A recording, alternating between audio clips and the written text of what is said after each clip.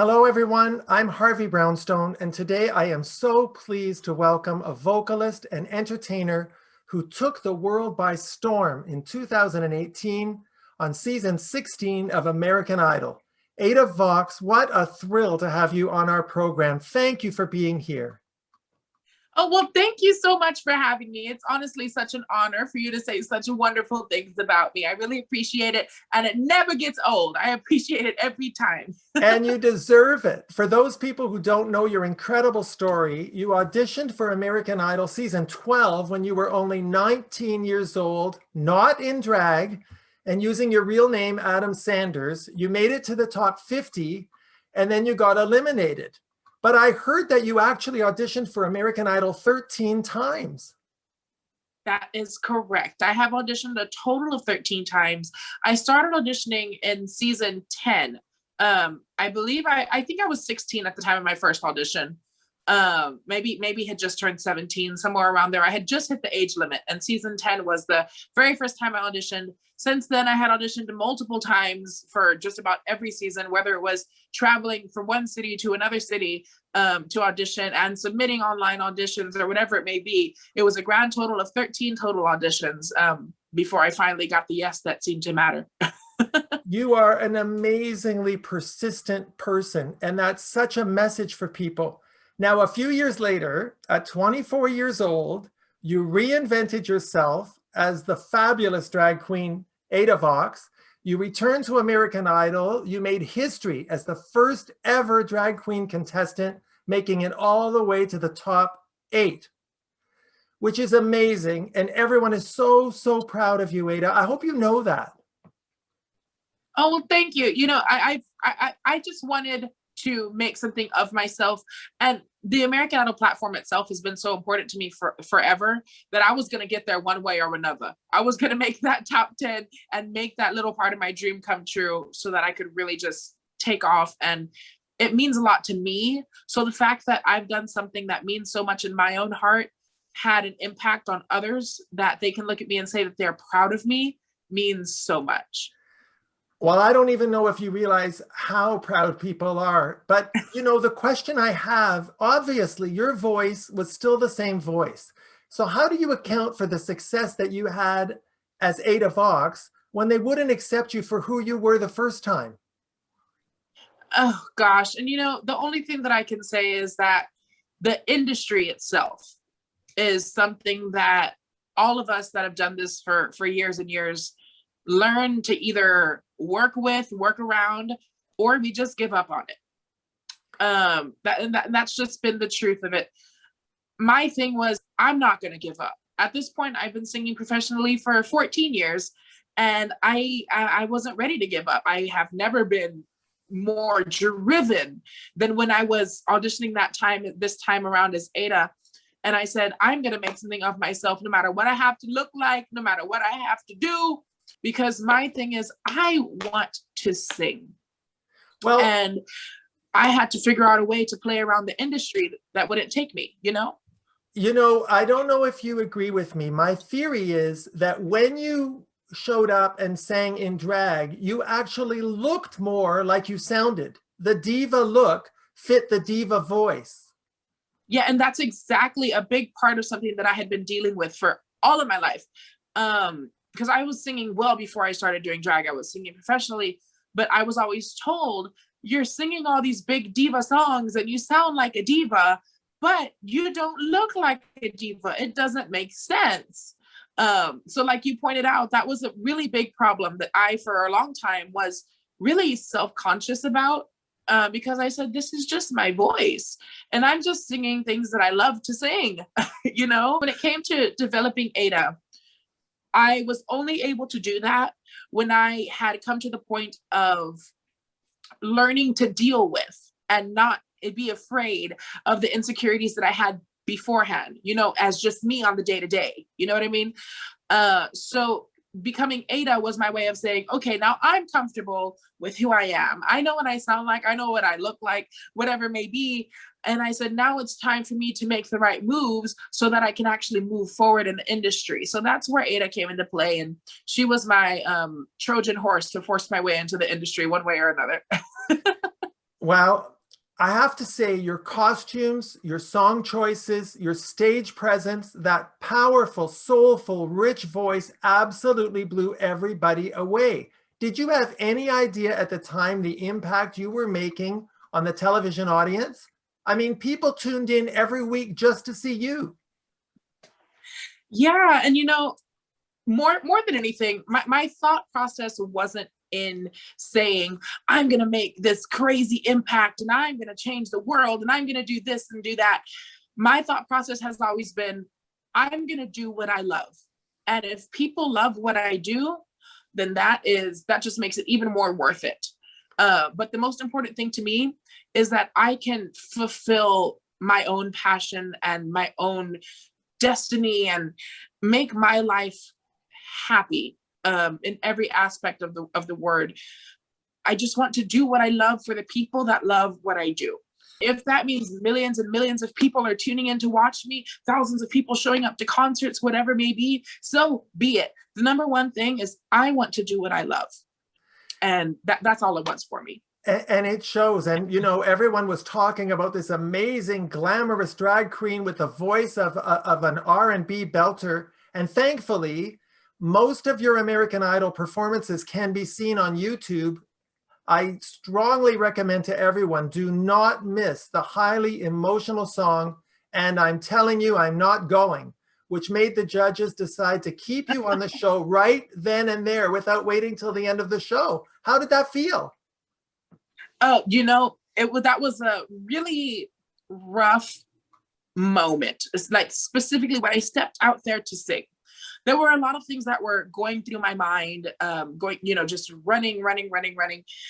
And my number one thing was that I knew this was going to happen, and that I knew I was going to be up for elimination. Because I made it this far, yes, thank Katy Perry, the producers, Luke Bryan, Lionel Richie, everyone who helped to get me to that point and believed in me. But I knew that I would not have the majority American public there supporting me. So I was just grateful to have broken the barriers and the glass ceilings that I did by making it as far as I did. So in that moment, I was saying, I'm just gonna let it out. And then on top of all the emotions that were going through me at the time, fun fact, I actually just had an allergic reaction to the dinner that we were served just about an hour beforehand. Maybe a little bit more than an hour beforehand. But so I was already having issues with my throat closing and all kinds of stuff like that. So it was already just a lot going on that day. Ada, it did not show. I have to tell you, as a gay man, to see you up there saying, I'm not going, and then to have the judges stop the show and save you right there and then was the most validating. It was like a reward for everything that we've ever done right in our whole lives. I hope you know that. I hope you know that. Well, thank you. No, that means a lot. It really, really does, because it gave me a feeling of validation in the moment. And I've had a lot of people tell me that they felt the same way, that they felt that same kind of feeling wash over them, that they were who they were and there was nothing wrong with it. Now, you've said many times that although you perform in drag, you would prefer to be known as a vocalist, not a drag queen. And I think that's because most drag queens lip sync when they perform, whereas you're a real serious singer with a killer voice. Correct. And you see, here's the thing with that. Like you mentioned, I am a vocalist. I've been a professional singer for over a decade now. And for me, I am the same performer. I am the same vocalist when I'm not in a gown and 3 pounds of makeup. I'm the same person. And as I've gone through my American Idol journey, the more that I say that publicly, the more I have people kind of question me and say, well, what are you? What do you mean? Like, you've been lying to us this whole time. I said, no. Ada was my way to get into the industry. Do I hate being Adafox? No. Why? Because I am grateful for the opportunities that being Ada has brought to me. And that's something that I can never, ever turn away or deny. becoming this alter ego, you know, that was more acceptable, this diva that people could finally see and hear to connect the dots, helped me to have experiences that I, you know, couldn't have asked for more from. For sure. And I am beyond grateful no matter what. But if it comes down to it, and I can take all of this off and go out on stage comfortable, you know, in a pair of stretch pants and a t-shirt, and just sing my heart out to a stadium of people, that's the goal. Well, I think that's going to be your choice, Ada. If you choose to do that, my personal view is when I listen to your music, I'm listening to the voice. You know, I love the glamour. I love your stage presence. I think you're a real star. It's just part of who you are. But frankly, it's the voice. And getting to that, I want to ask you a very difficult question. Many people felt you had the best voice on that show. You should have won. People still talk about it. And I'm wondering whether you think homophobia could have played a role in you not going further. So in terms of what played a role in my placing in the contest, I think there's multiple factors that played into it. One of them being the way that they ran voting during our season. It was weird. I don't know if you remember, but they aired it live across the country, but only had a very specific time frame in which people could vote. Right. So it was airing at one time, you know, here where I think it was 7 p.m. in California, but like 5 or 4 p.m. out in the other end, you know? So everyone that was on the other end didn't get a chance to vote because they were at work, they were doing school, they were doing 110 other things, because voting was only live during the show for a few minutes. So I think I missed out on a lot of my voting audience because of the audience that I do appeal to. I think I missed a lot of the people in Florida that have shown me so much love post the show.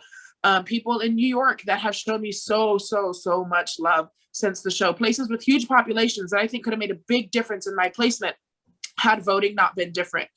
And with that said, I do think that maybe things like homophobia could have played a part of it. So I lost a lot of my audience that I think I would have had voting for me in Florida and New York, simply because I think the time frame of the voting prevented them from having access to the show at the time, because voting was only during the live show, which made it a very limited window. And during that time, a lot of the people out in Florida and New York and such were at work. They don't watch American Idol at 4 o'clock in the middle of the day, night, and then they vote overnight. You know how the show used to work. So because of that, the majority of voting was in the states that are not known for being the most accepting. States like Texas, where I live now, states like Georgia, states, you know, things like that down the middle, where people aren't voting for drag queens to be the representatives for their children. You know what I mean? Yeah, I really think that homophobia could have played some part of it, in addition to the timing issue with the voting. It definitely played a part, and my inbox during the time of the show definitely showed that as well. Now, every gay person on earth wants me to ask you about your 2 fabulous duets with Lea Michele and Patti LaBelle. Have you kept in touch with either of them? No. I'm disappointed. You know, and the thing is, I didn't expect to be able to maintain contact with them, truthfully. None of us have kept in contact with any of our celebrity duet partners. And I think it's because they're just there doing their job. And although they don't have to be incredibly nice to us or anything, because I know some of them were not incredibly nice to the people they were singing with, but they feel while they're there that their responsibility is to build us up and give us encouragement and to help us relish in the moment that truthfully can mean so much to us. Especially for me, Miss Patti LaBelle was absolutely incredible to work with, because one, she was a diva in all the right ways. Yes. Like she absolutely was. Like she was the sweetest woman. And when we were backstage talking crap about everybody else on stage, it was wonderful. Well, I've got to tell you, for you to match her chops note for note was not an easy thing to do. You were with a legend. And you did it, Ada. You really did it. Oh, well, thank you. And, you know, it's just something, she's someone who I've looked up to for so long. So my thing was, I'm just going to do what I do. And because what I did is stuff that I learned from Miss Diva Patti LaBelle herself, listening and emulating the things that she's done. It was just a special moment for me that I will definitely hold on to forever. And I got to say, Leah Michelle wrote some very nice things on Twitter about you. Oh, we had a wonderful time. She was so, so sweet. What matters to me is that she was on time. we had a good time on stage. Everything was taken care of. 1, 2, 3, done. We had our one stage rehearsal and called it a day. And we just fed off of each other so well. And I think that's one thing that's really important, because I really love to work with other people. It makes my heart smile just to stand on the stage and to share music with someone, you know? So duets for me are so fun. They really are. So if you could pick the next couple duets, I mean, I know I would love to see you sing with Cher. Oh, yes. Do you have any others? Diana Ross?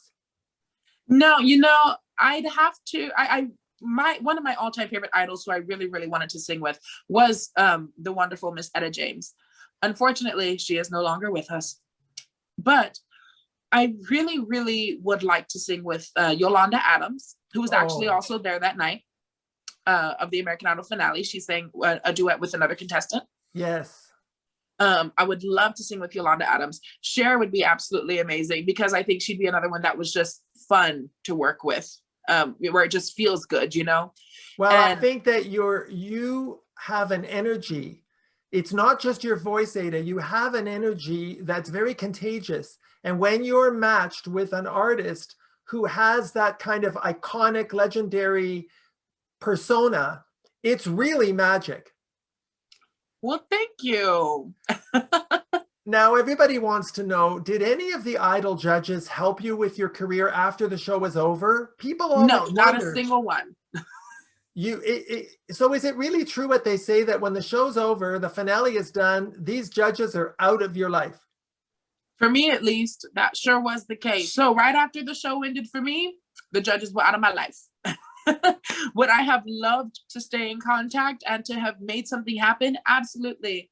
And I have tried to. I have messaged and commented on Luke Bryan, Katy Perry, Lionel Richie, all of them. And Katy Perry, I've inboxed a couple of times. I think one time I even told her that I wrote a song that I thought she might be really interested in. But it was one of those, I think the last message I sent her, it was just left on read and no response. But I'm just genuinely wanting to make these connections. It's not, oh, I want to use you because you're a celebrity, help me get my spot. It's like, no, hey, I wrote a song. I think you might really like it. I'd like if you could, you know, take a look at it. Well, it's just, I think it's disappointing because on the show, they appear to be so into you, so invested in you and your career. And we want to believe that after the show is over, they're going to help you.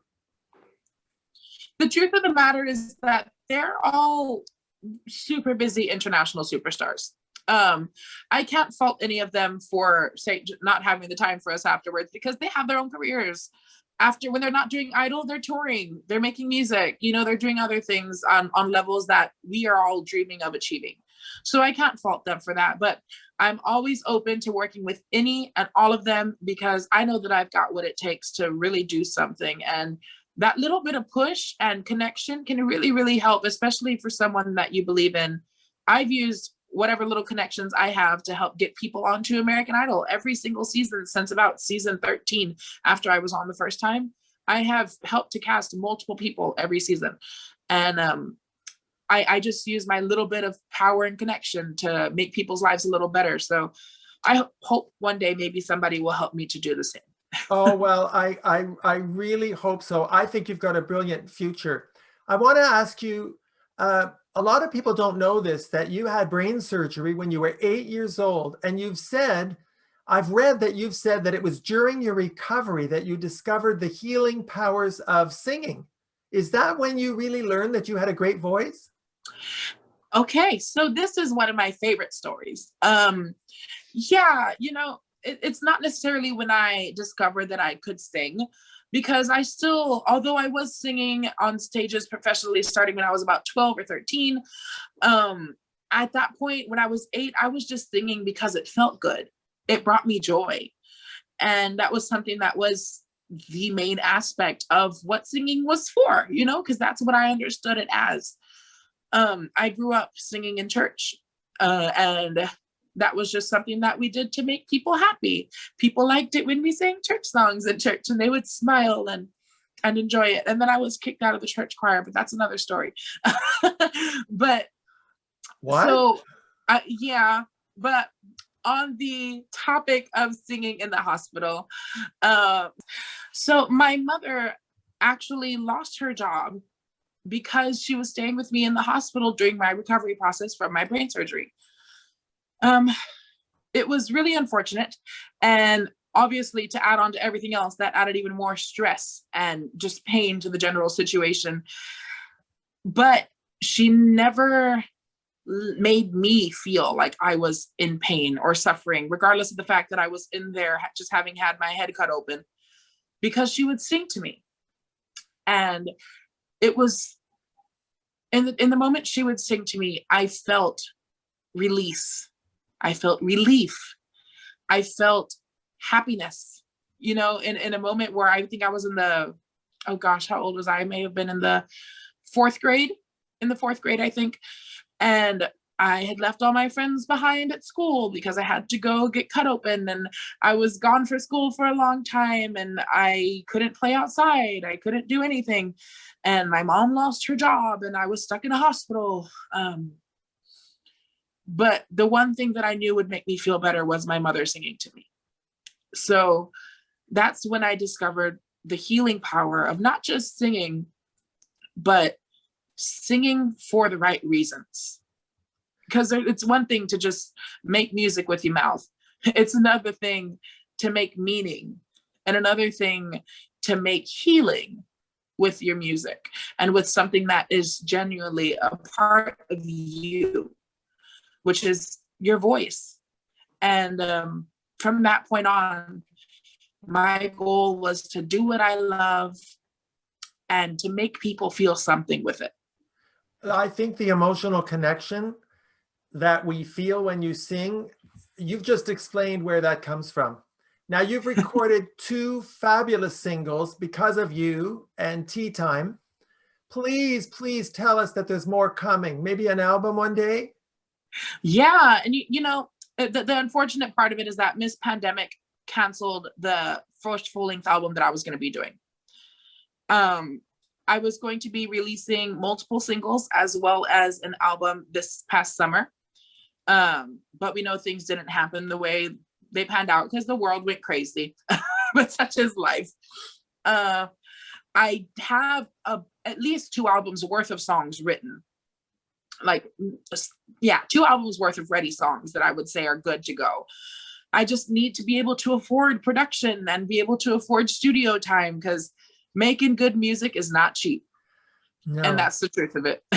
But I think it's going to happen. And I think, Ada, you have so much potential far beyond what you've shown the world so far. I think I could see you getting into acting. Yeah, I'm into all of it. If the door opens, I'm going to walk through. And that's just the matter of, that's what it is. I don't think the public has any idea how hard you have had to work to make a living in the entertainment industry. You've performed a lot at gay clubs and events. You are known for being very generous at fundraisers you perform. I worry that a lot of these places don't have sound systems and acoustics that are really worthy of your voice. Oh, that's very true. The thing is, a lot of these venues that I've done, they're not set up for singing. They're set up for drag. They're set up for entertainment and clubbing, for DJ sets. They're not set up for somebody to go up and sing Aretha Franklin and Patti LaBelle. Yeah. But you know, what matters to me is not that they have a state-of-the-art sound system. It's just that they've provided me a platform and a stage to do what I love to do. Well, I also worry about homophobia. I worry that your opportunities for bookings or concert appearances are going to be more limited because you're in drag than if you were performing as Adam Sanders. And I think it's a really difficult dilemma for you to decide how to present yourself, given that The Voice is so good that it shouldn't matter what you choose to wear or who you choose to be. Yeah, and it's kind of a double-edged sword because I have to take into consideration both sides of it. It says, one, I can be Ada, and I've toured around the country, across borders. You know, I've done so many great things as Ada that I know would not have happened if I just had made it as me, just, you know, without all this. Because the prides and the festivals and the theater venues and all those things, they hire me because they have the fabulous live singing drag diva. They don't hire me just because of my voice. They hire me because of the name that I've made for myself, which is through Ada. And if I was to just be me, the prides aren't going to hire me as much because I'm not this crazy, fabulous spectacle. The festivals aren't going to hire me because I don't have, you know, I'm not sparkling on stage because I'm not this, I'm not that. So although I would rather just be me, I am no matter what. I may not look like I do on the daily, but I am always just 100% myself. And I think that comes through. One of the things I really admire about you is that you keep Adafox and Adam Sanders very separate. You're very aware that you are Adam Sanders and that Adafox is simply a stage persona that you take on when you're performing. Am I right? Correct. Yeah. And my thing is, I don't care if people refer to me as one or the other either, because that's one of the things they said, well, do you keep them so separate? And I'm sorry, I don't want to offend you, and pronouns and this and that. I'm like, I don't care. Just speak to me with respect and know that I am who I am, no matter what, no matter whether I'm wearing makeup and a dress or not. And that's all that matters to me. I'm not necessarily two completely separate people. I'm just one that would be on the cover of Vogue and one that would never.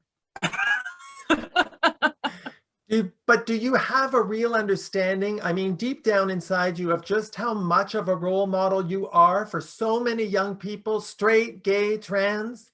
Do you get that? I do.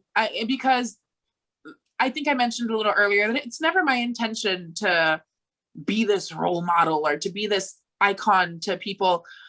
But I know through all the messages that I have received that I do have people that look up to me and that respect me for the things that I've done and the way that I'm not afraid to be me anymore, regardless of whether it's in face or not. And it means a lot to me that I have people that think enough of me to say, I look up to you. Because very, very much so. And I have had those people that I looked up to. So I, flip it a little bit and I say, wow, now people are saying that to me. That's crazy. Ada, you've been subjected to a lot of bullying in your life. What gave you your strength to keep on going and to show such resilience as an artist, but as a person too? A lot of that has to do with knowing that I can look myself in the mirror every day and smile. As long as I am able to look at myself and say, you're doing all right, you're going to be okay. And then I can give myself a smile for just a couple seconds. It helps me to lift my spirits to know that I'm going to make it through the day. I think you're going to make it a lot longer than that. I just wonder, do you have any advice for young LGBTQ people out there who are hoping to break into show business? Yeah. And my number one thing has really got to be, no matter what you want to do and no matter where you want to go, never lose who you are just because other people want you to be someone else. Because there's nothing more important than knowing that you are being accepted for who you are. Otherwise, you're going to spend your whole life putting on a front just to make other people happy. And you're going to lose yourself in the process. So like me, I put on a dress and some makeup, but honey, I am the same person out of all of this. Just maybe not as pretty, but that's okay. Because like I said, I can look myself in the mirror, I can smile, and I can say, I made it through, and I'm going to keep making it through. You sure are. And everybody's rooting for you. I know when you were on Idol, you were in a very happy long-term relationship with a loving, supportive partner. Is that still going on? Yeah, he's in the other room. I hope that everything's happy for you, the two of you. Yeah, absolutely. So tell us about your future plans, Ada. What have you got? Can you share anything with us? Let's see. I'm trying to think of anything that I have real specific planned out right now, but aside from really just waiting for this whole Miss Pandemic situation to be over so that I can get back to touring and making money that I need to invest in my music, that's about it. Because I'm and just so y'all know, people ask all the time, why haven't you auditioned for The Voice or America's Got Talent? Try to get on another show. I have, trust me. I've been auditioning for those shows just as long as I've been auditioning for American Idol, and I have not stopped. The right door just hasn't opened yet. So, but honestly, Ada, I hope you don't take offense to this. I just think you're too good for that. I think you've done the contestant thing, and I can't see the value anymore of going on another competition when you sing better than all of them. Well, thank you. You know, at this point, that's right. A big reason that I've talked about with my team and what I want to do is really, we need to find investors for my music. And that would be the number one thing, especially with this whole pandemic thing. I can't make the money that I need to produce multi-$1,000 tracks on my own. But it's going to happen. It will happen. Yeah. Investors in my music, come on up. I have absolutely no doubt that big things are in store for you, Ada. Your voice absolutely transports people and actually has a real healing quality. I love you so much, and I'm so proud of how far you've come. Please come back to our show anytime you want. We love you. A big thank you to the beautiful and fabulous Adafox. I hope you've had fun with us today. Absolutely, darling. It was my absolute pleasure. And I'm sorry it may have been a little difficult to schedule. Mama's a little busy right now, but we're going to make it through. And I'll be back anytime. You let me know, baby. We would love to have you back. I want to thank you so much for your time. I thank our producer, Steve Silver. Thank everyone for joining us. See you next time.